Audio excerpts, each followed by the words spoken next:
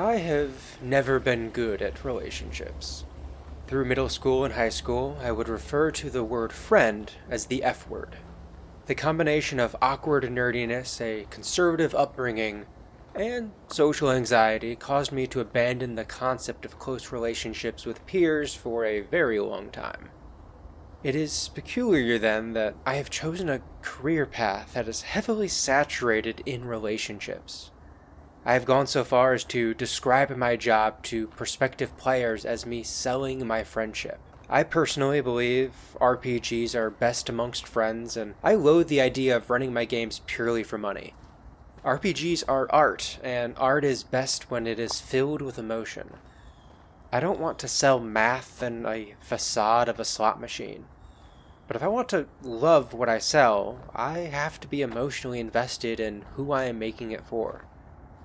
After so long avoiding relationships, my job is relationships. The relationship between a game master and their players forms the basis for the entire game. The two groups are coming at the same game from two different sides, and the junction point is the experience story. I am a huge proponent of the idea that the game master is just another player at the table. When it comes to things like inclusivity, comfort, desired rules, story elements, the idea is strong. Everyone needs to be on the same page. If someone isn't on the same page, they probably shouldn't be in that game, even if that means finding a different game master for the kind of game all of the players want to play. On the other side of the argument, the game master is not just another player at the table. Whether we are looking at prep time, performance, or managing session flow, there tends to be a higher expectation upon the game master than the rest of the players. Games are often defined by the person running the game. They are even referred to as playing at so-and-so's table. Similar to how the experience story is the junction point between how the two sides play the game, the relationship between the players and the game master is defined at the junction point between where the game master is just another player and where they are not just another player. In what ways is the game master just like everyone else? Is there a no phones at the table rule for everybody, including the GM? Do they have an equal say in scheduling? If they get single-person veto power on the game system being played, does everyone else? Do they chip in money for the snacks and drinks, or do they get a free pass because they put more time into the game? What other liberties do they get to make them different from being just another player? Is everyone cool with them fudging dice? How about disregarding some rules entirely? Arguments can be made to either side of these answers, and that's the point. Every table will see the role of GM a bit differently, and the Venn diagram of player traits, GM traits, and the overlap helps define the relationship between the two. If there was no other evidence in the difference in players and game masters than this, it would be my job as a professional GM. The very fact that I have a job shows that at some level, there is a core difference between being a player and being a GM. However, the fact that this is my job also adds in a twist to the already nebulous relationship between players and game masters. Rather than just being the asymmetric creative cooperation of the original relationship, and let's pretend that is much simpler than it is, we now add in the exchange of money. Now, I did rather well in school, and can tell you that at no time in all of history has money ever caused a single problem. According to a misquotation of the Bible, one of the most peaceful documents ever produced, money is the root of all evil.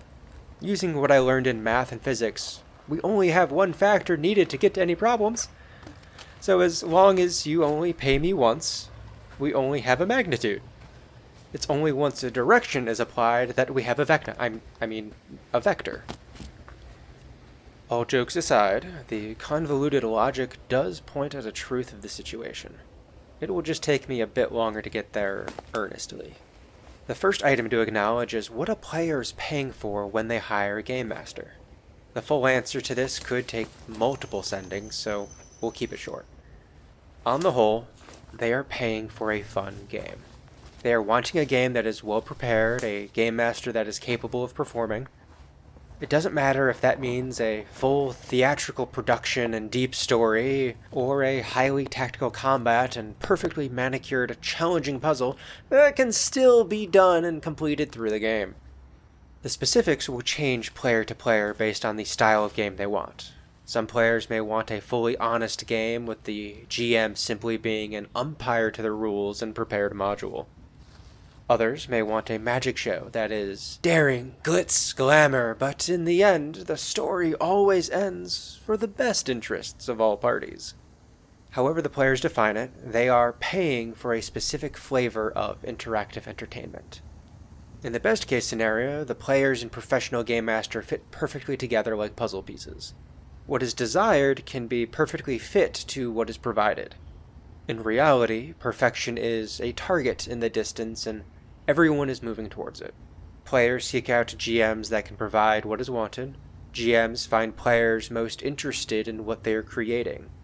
As players understand their desires better and GMs improve their craft, the pairings either mesh closer or the friction points are discovered and learned from for future endeavors.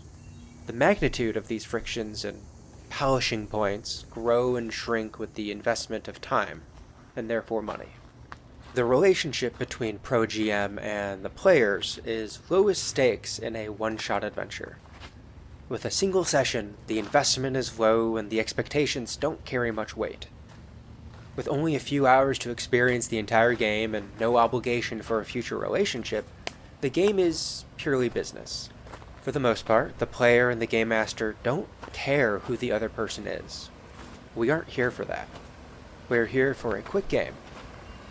Within my job, these are the most professional of my relationships. A service is desired, it is provided, it is paid for. The entire relationship is about making that singular experience as good as possible and then moving on to the next. If there was a mismatch in what was wanted versus what was provided, it is used as a bump to redirect future choices on both sides. As long as both sides come to the table in good faith, any possible problems cannot exist for long. Where things get quite a bit more complicated for a professional game master is in campaigns. While the basic exchange of payment for a desired service remains the same, the relationship becomes far more complex. First of all, the GM spends far more time with the players, which allows for stronger, nuanced relationships to develop. Players may talk about their week, their jobs, their family. The players not only develop their relationships with you, but also with everyone else at the table. When running for pre-established friend groups, the players are more likely to be extremely familiar and loose with one another. The GM gets exposed to that environment. For groups of strangers, the friendships build over time, and the game master spends just as much time building those bonds as everyone else. In either case, the professional GM is put in the position of figuring out how much to give in to those bonds and how much to build up walls. To add to the web, different player groups will expect different things. Some may want the GM to give up the business professionalism, while others will want it maintained. I personally have players that seek both ends. Some of my players maintain firm understanding that this is my job, and beyond what is exchanged at the table, that is all we are to each other. Others of my players gladly boast friendship, whether I want it or not. I take no offense to either of these interactions. To an extent, the relationship I have with each player is a unique one and must be navigated as such. It is this extreme weave and webbing built over a long time that creates a net that can catch a pro-GM off guard. The time that goes into creating a campaign provides a direction to the magnitude of the paid money. We now have a vector. Money paid again and again and again until we approach money squared and the problems with it. What happens when a member in a campaign can no longer pay for the game? Depending who you are, this question is either trivial or devastating. The simple answer is, if they can't pay, they can't play. As initially defined, the players are coming to the Game Master for a service. It should be treated like any other service. But what if it's only for a week or two? What if a life emergency came up and now they can pay for 3 games per month, but everyone else still wants 4? Do you just have the player randomly skip? While skips can be handled with grace by a skilled GM, there's always some level of disruption. And what of the other players? They have all developed relationships with the missing player. Given the choice, most players would rather have one of their friends playing than not. The camaraderie of the group is one of the long-term investments of this kind of game. Whether that player plays free or not at all, I am still not getting paid for that slot. I certainly can't just sub in a random replacement player for a session mid-campaign. Notice how I went from hypothetical to me? This is something I have spent a lot of time thinking about because it is something that I've dealt with on multiple occasions. Is it safe for me to let someone play without paying? Is it fair to the other players who are paying? What habits am I developing on my end or for others? While I wonder about many things, there are a few things I have settled on, whether for good or for ill. Players add value to my games for me with their knowledge of the rules, how websites work, and in their relations to the others. Don't know how much it is worth, but it has to be worth something. If I am running a game, communal enjoyment and a smooth journey onward is better quality than backtracking to catch up. I don't know how much it's worth, but it has to be worth something. My players devote their time and money to me over a greater period than a single low-investment one-shot. I don't know how much it's worth, but it has to be worth something. Yes, there are ways to mediate this problem. Lump sum payments for a month are more reliable than a session-by-session system. Shorter campaigns linked together in an anthology series provide places for players to step out and others to step in. Pre-established friend groups provide a collective agreeing to a rate that can balance each other out. Each of these solutions also bring their own problems. Monthly payments may exclude individuals who cannot commit that much money all at once. Shorter anthology games are inherently a different style of storytelling and not what everyone wants.